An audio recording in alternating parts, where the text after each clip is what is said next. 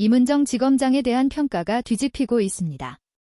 오죽하면 일각에선 임은정 검사의 실체를 알리기 위해 이재명 대통령이 일부러 동부지검장으로 임명한 것이라는 말까지 나옵니다.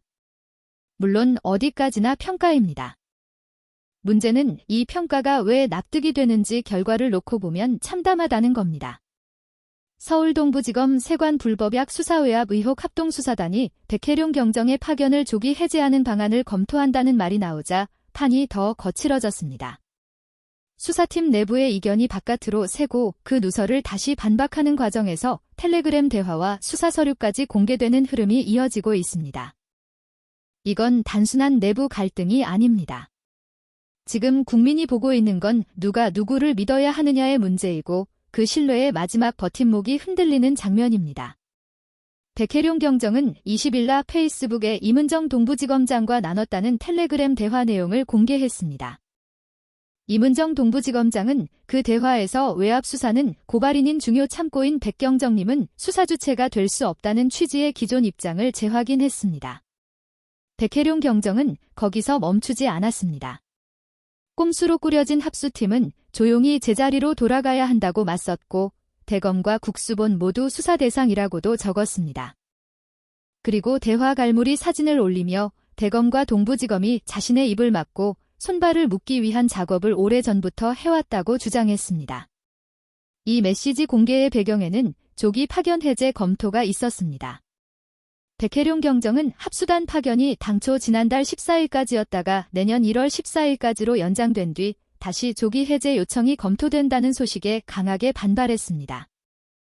그는 통신수사와 압수수색영장을 모두 막아놓고 성과를 요구하는 식의 모욕이 있었다는 취지로 말했습니다. 동시에 결정적 증거들을 확보해 분석을 마친 상태라고도 했습니다.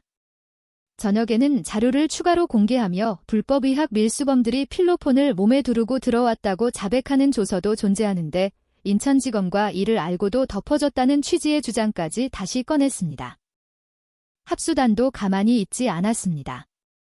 백혜룡 경정이 17일 자신이 신청한 압수수색영장을 합수단이 기각했다며 영장과 기각 처분서를 공개하자 합수단은 약 1시간 만에 반박 입장문을 냈습니다.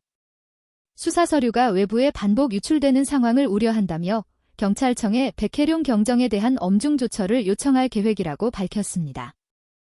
여기서부터 국민의 시선은 더 복잡해집니다.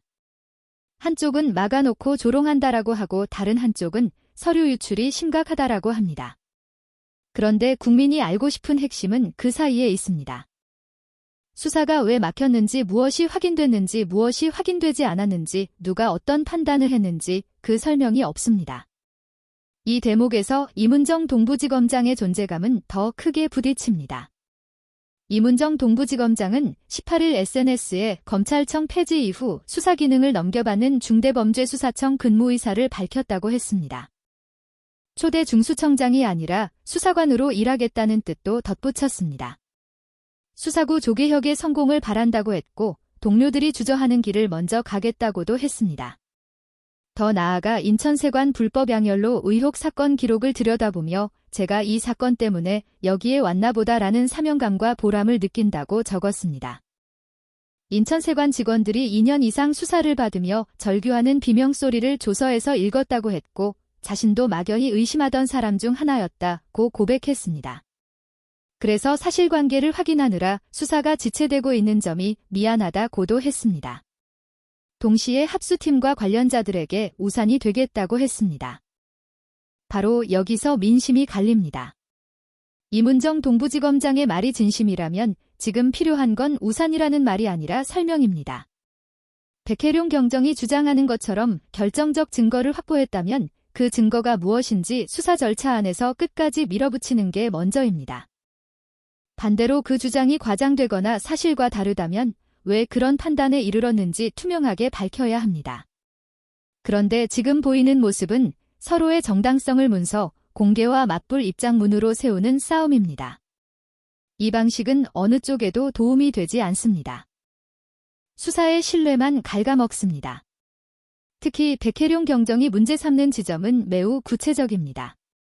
수사 인원이 3명밖에 배정되지 않았다는 주장, 수사자료 열람이 막혔다는 주장, 통신수사와 압수수색 영장 진행이 막혔다는 주장입니다. 이런 문제 제기가 사실이라면 중요 참고인은 수사 주체가 될 수 없다는 문장 하나로 덮을 성격이 아닙니다. 참고인이 수사 주체가 될 수 없다는 원칙은 누구나 압니다. 그렇다면 그 원칙을 지키면서도 수사가 굴러가게 만드는 설계가 있어야 합니다. 지금 국민이 묻는 건 바로 그 지점입니다. 왜 하필 이 사건에서 설계가 멈췄느냐는 질문입니다. 이문정 동부지검장은 스스로 무리한 수사에 제동을 거는 브레이크가 되겠다고 말했습니다. 그런데 백혜룡 경정의 시각에서는 그 브레이크가 무리한 수사가 아니라 필요한 수사에 걸린 것처럼 보인다는 겁니다. 그 간격이 그대로 배신감으로 바뀌고 있습니다.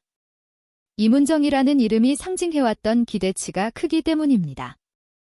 국민은 이문정 동부지검장에게 권력과 조직의 편의가 아니라 사실과 원칙의 편에 서달라고 요구해왔습니다. 그래서 지금처럼 조기 파견 해제 검토가 먼저 흘러나오고 그 직후에 텔레그램 대화가 공개되고 그 다음에 수사 서류 유출 논란이 연쇄적으로 터지는 흐름은 더 치명적입니다. 사건을 규명하는 장면이 아니라 사건을 관리하는 장면처럼 읽히기 더구나 백혜룡 경정은 인천지검과 중앙지검이 알고도 덮었다는 취지의 주장까지 올렸습니다. 그 말이 사실인지 아닌지는 수사가 밝혀야 합니다. 그런데 수사가 제 역할을 못하는 순간 여론은 상상으로 빈틈을 채웁니다. 이문정도 결국 검사였다는 평가가 나오는 이유가 여기에 있습니다. 사람들은 결과만 봅니다. 수사 구조가 복잡하다는 설명은 오래가지 않습니다. 결국 누가 책임지고 설명했느냐가 남습니다. 지금 이문정 동부지검장은 그 설명의 자리에서 비어 있습니다. 말을 하고 있는데 국민이 궁금한 말은 하지 않고 있다는 뜻입니다. 여기서 더 위험한 건 의혹의 방향이 아니라 의혹을 처리하는 방식입니다. 수사팀과 고발인이 공개 충돌하는 것 자체도 이례적이지만 그 충돌이 수사팀의 신뢰를 깎아먹는다는 이유로 사람을 빼는 모양새가 되면 의혹은 더 커집니다. 수사의 정당성을 지키려는 선택이 오히려 수사의 정당성을 무너뜨리는 역설이 됩니다. 그래서 충돌이 지속되면 합수단 신뢰가 저해된다는 논리만으로 조기 해제를 정당화하기는 어렵습니다. 신뢰는 충돌을 숨긴다고 회복되지 않습니다. 충돌이 왜 생겼는지, 누구의 말이 사실에 더 가까운지, 제도적으로 어떤 장치가 작동했고 무엇이 멈췄는지 그걸 드러낼 때만 회복됩니다. 이문정 동부지검장이 중수청으로 가겠다고 밝힌 것도 마찬가지입니다. 중수청 지망이 나쁘다는 뜻이 아닙니다. 다만 지금 국민의 시선에서 우선순위는 거기에 있지 않습니다. 중수청이든 어디든 지금 이 사건에서 어떤 판단을 했고 어떤 근거를 갖고 있는지 설명하는 일이 먼저입니다. 수사관으로 열과 성을 다하겠다는 각오는 아름답습니다. 그러나 이 사건의 한복판에서 그 말이 울림을 가지려면 먼저 현재의 논란을 정리해야 합니다. 공적기관의 수사는 나는 선한 의도로 왔다는 선언으로 평가받지 않습니다. 결정의 과정과 근거로 평가받습니다. 백혜룡 경정은 자신만이 이 사건을 칼질할 수 있다고까지 말했습니다. 이 표현은 거칠고 수사기관의 문법과도 맞지 않습니다. 그렇다고 해서 그 주장이 담고 있는 질문까지 사라지지는 않습니다. 왜 하필 이런 말이 나오게 됐느냐, 왜 하필 합수단 내부에서 이런 충돌이 생겼느냐, 왜 하필 영장 기각과 서류 유출이 동시에 폭발하느냐, 그 원인을 밝히는 게 수사의 역할입니다. 조직의 권위를 세우는 방식으로는 해결되지 않습니다. 오히려 그 방식은 덮는다는 의심만 키웁니다. 게다가 국민이 특히 민감하게 보는 지점이 하나 더 있습니다. 백혜룡 경정이 언급한 대검과 국수본 모두 수사 대상이라는 말입니다. 이 말이 사실이라면 사건의 외연이 크게 확장됩니다. 사실이 아니라면 왜 그렇게 판단했는지 따져야 합니다. 어느 쪽이든 중요 참고인은 수사 주체가 될 수 없다는 문장만 반복해서는 풀리지 않습니다.